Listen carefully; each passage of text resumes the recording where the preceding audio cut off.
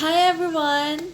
For today's video, we're going to make a simple motor wherein we will be able to analyze and imagine how the motors used in industry or even in agriculture work.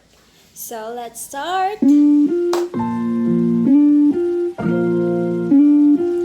First thing first, we need to prepare the following materials.